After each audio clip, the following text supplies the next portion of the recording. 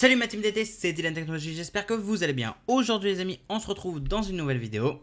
Il y a quelques jours, Apple a présenté deux nouveaux MacBook Pro. Et oui, un MacBook Pro de 14 et l'autre de 16 pouces. Deux nouveaux MacBook Pro avec une puce surpuissante comme on ne l'a jamais connu les amis. Je vais tout vous expliquer, je vais vous dire du coup si c'est bien ou pas de les acheter, la petite comparaison, etc. Enfin bref, tout ce qu'il y a à savoir au sujet de ces tout nouveaux MacBook Pro qui sont vraiment des sacrés bestioles. Bien, il y a donc deux MacBook Pro, un MacBook Pro de 14 pouces et l'autre de 16 pouces. Leur prix de départ commence avec, donc pour le 14 pouces, on est sur du 2249 € et pour le 16 pouces, on est directement à hauteur de 2749 €. C'est quand même des sommes astronomiques, mais pourquoi un tel prix? Eh bien, avec déjà la première et grosse différence, d'ailleurs la plus grosse, la plus remarquable différence, c'est la puce M1. Alors déjà, je vais vous donner quelques petites informations. On a déjà du coup maintenant deux puces. On a la puce M1 Pro et la puce M1 Max. Quelle est la différence entre les deux? La puissance. La puce M1 Max, donc elle est plus dédiée, on va dire, à des choses, comme son nom l'indique, au maximum, donc à des utilisateurs professionnels qui en demanderont toujours encore plus de puissance, encore plus de graphisme, encore plus de gigas, encore plus de tout en gros. Voilà, ça, la puce M1 Max, c'est la best des best en gros. Et ensuite, il y a quand même la puce Apple M1 Pro qui, elle est largement mieux que la puce M1, ça c'est clair et net, mais un peu moins bien, on va dire, un peu moins puissante en quelque sorte que la puce M1 Max. Les tout nouveaux MacBook Pro embarquent par contre une petite encoche comme sur l'iPhone 13, une toute petite qui se voit à peine. L'écran est beaucoup plus grand maintenant. Enfin, on arrive à avoir une dalle, en tout cas beaucoup plus grand, on va dire, parce qu'effectivement, il y a une petite encoche. Par contre, le touch bar, lui, à son tour, a disparu. Bon, alors déjà, il faut savoir qu'il y a deux MacBooks qui sont présentés sur le site d'Apple. On a donc deux MacBooks en 14 pouces avec bien évidemment une puce qui est presque pareille. On a donc chacun, ils ont la puce Apple M1 Pro, mais bien sûr, il y a quand même quelques différences. En effet, oui, on démarre avec une puce Apple M1 Pro avec un CPU de 8 cœurs avec 6 cœurs en haute performance et 2 cœurs donc en efficacité énergétique pour la batterie, etc.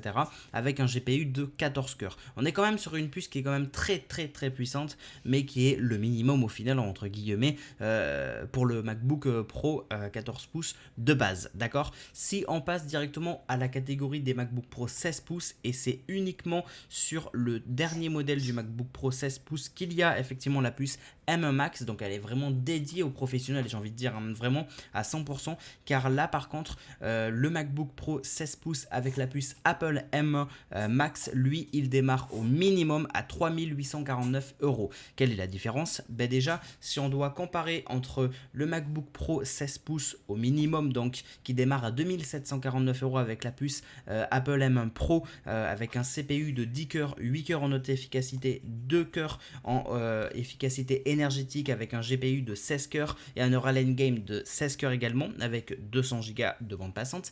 Si on le compare du coup au tout dernier modèle, le plus haut de gamme, on va dire, le best en gros, donc celui qui coûte 3849 €. Là, on aura effectivement la nouvelle puce, enfin l'une des nouvelles puces, la puce donc Apple M1 Max, qui elle démarre avec un CPU donc de 10 cœurs, avec 8 cœurs bien sûr en haute efficacité, 2 cœurs en efficacité énergétique et un GPU par contre à 32 cœurs qui est mais clairement énorme, avec bien sûr le Neural Engine de 16 cœurs et 400 Go de bande passante. Autant vous dire que c'est vraiment une fusée le Mac, on disait ça déjà pour les MacBook Pro et Air qui étaient sortis l'année dernière avec la toute nouvelle puce Apple M1, mais là cette fois-ci c'est quand même une petite révolution chez Apple parce qu'on n'a jamais fait entre guillemets, à part le Mac Pro qui lui est vraiment destiné aux professionnels, rappelez-vous, qui démarre à plus de 6000 €. Là on est quand même sur des MacBooks qui sont vraiment vraiment énormes. Bon, alors concernant du coup ces tout nouveaux MacBook Pro, donc on a le MacBook Pro de 14 pouces comme on a dit et le MacBook Pro de 16 pouces.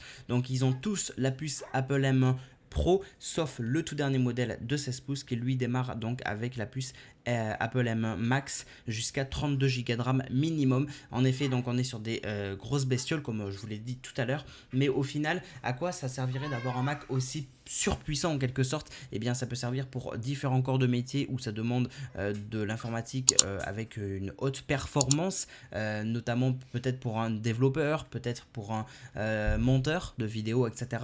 Bref, ça peut être utile dans pas mal de choses. Mais du coup, beaucoup de monde disent mais pourquoi un tel prix? Pourquoi un prix aussi élevé du MacBook? Maintenant le MacBook Pro ne sera plus dans la catégorie des 1000 mais des 2000 euros carrément. Eh bien la raison elle est très simple, c'est les nouvelles puces. Les nouvelles puces en fait tout le reste. Le MacBook Pro 14 et 16 pouces, il n'y a pas une grosse différence entre les autres au final.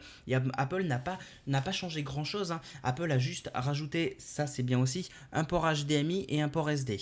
Ok, ils ont ajouté quoi? Une petite encoche pour agrandir l'écran, d'accord? Et qu'est-ce qu'ils ont enlevé? Le touch bar. À part ça, il y a quoi d'autre qui a changé? Rien d'autre à part la puce Apple M1 Pro et la puce Apple M1 Max. Mais justement, c'est ça qui fait toute la différence, c'est que sur un ordinateur, on a vraiment besoin de cette puce. On a besoin d'un processeur qui soit Intel, qui soit AMD ou qui soit même Apple. Bref, on a besoin d'un processeur pour faire tourner un ordinateur. Ça, c'est logique. Et justement, grâce à son processeur qui fait quasi la totalité du PC ou du Mac ou de ce que vous voulez, bref, et bien c'est ça la grosse différence. Et donc d'ajouter une puce, un processeur qui soit capable d'aller jusqu'à 32 Go de RAM, etc., etc., bref, et encore 32 Go de RAM, c'est le minimum, vraiment c'est le minimum. On peut aller encore plus loin si on veut, hein, dans les MacBook Pro, hein. Donc c'est au final, ça explique un petit peu son prix parce que bon, il y a eu la recherche de chez Apple, il y a eu le développement de cette fameuse puce, etc. Mais il ne faut pas oublier qu'au final, on est quand même sur une puce qui va, le Mac qui va être surpuissant clairement. Et encore, je vous ai pas tout dit, le MacBook Pro 16 pouces avec la puce Apple M1 Max peut monter à 64 Go de RAM avec un SSD de 8 Teraoctets. Rien que ça déjà c'est énorme, c'est clairement énorme. Et c'est ça qui fait un peu toute la différence au final, hein.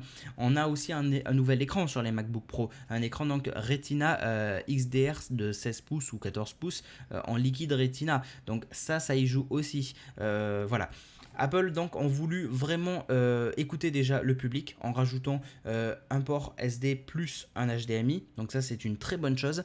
Et à côté de ça donc un meilleur écran avec une petite encoche pour agrandir l'écran et surtout un tout nouveau processeur qui vraiment fera le boulot, parce qu'au jour d'aujourd'hui on a toujours besoin d'un PC toujours plus puissant avec les logiciels qui demandent de plus en plus de ressources, etc. Bref, c'est utile, on en a besoin et c'est pourquoi Apple a décidé d'intégrer une nouvelle puce jusqu'à la puce M1 Max qui elle par contre elle défonce tout clairement. Bon alors du coup la solution c'est quoi? Est-ce que le prix est justifié? Oui, non, peut-être, je sais pas. La raison du coup elle est simple, comme je l'ai dit, c'est par rapport à cette puissance de puce, etc. C'est pas en soi, c'est pas trop les nouveautés qu'apporte le MacBook Pro, une petite encoche, un port SD de ce côté, de l'autre côté ça sera etc. Bref, non, pas du tout, c'est surtout la puce. Et d'un côté, oui, la raison elle est justifiée d'un tel prix. Alors bien sûr, Apple sont obligés, comme toute marque, toute entreprise, de prendre une marge, donc forcément il y a une marge. Ils auraient pu le mettre moins cher, mais ils auraient moins de marge aussi d'un côté. Bref, peut-être que c'est un petit peu cher, peut-être, en effet, mais au final c'est justifié en quelque sorte, parce que là un Mac aujourd'hui il peut nous durer 10 ans. Ce Mac là avec la puce Apple M1 Max, il peut nous durer peut-être 15 ans. Je sais pas, hein, je dis des bêtises comme ça, mais peut-être au final. Parce que dans tous les cas, et ça vous le savez tous, c'est qu'à l'avenir, les logiciels ou les jeux ou quoi que ce soit vont demander de plus en plus de ressources. Toujours plus. Et là, en prenant un MacBook Pro par exemple 16 pouces avec la puce Apple M1 Max, vous serez certain d'être tranquille pendant des années à faire du montage en 8K si vous le souhaitez, qui tourne H24 le Mac, il n'y a aucun souci. Avec 2 ventilos intégrés en plus, il n'y a aucun souci. Bon, je pense du coup vous avoir à peu près tout dit. Dites-moi un petit peu dans les commentaires qu'est-ce que vous en avez pensé, hein, de ces nouveaux Mac, de la présentation d'Apple, etc. Il y aura d'autres vidéos qui vont tourner aussi au sujet des AirPods, etc. Donc n'hésitez pas à vous abonner si ce n'est pas déjà fait, sans oublier d'activer la cloche pour recevoir toutes les notifications et de me suivre sur tous les réseaux sociaux. Tout est dans la description comme d'habitude les amis, je compte sur vous. On n'oublie pas, en like, en commente, en partage, on s'abonne. Et on se retrouve du coup dans une prochaine vidéo et dans un prochain live. C'était Dylan Technologies. Salut tout le monde, ciao.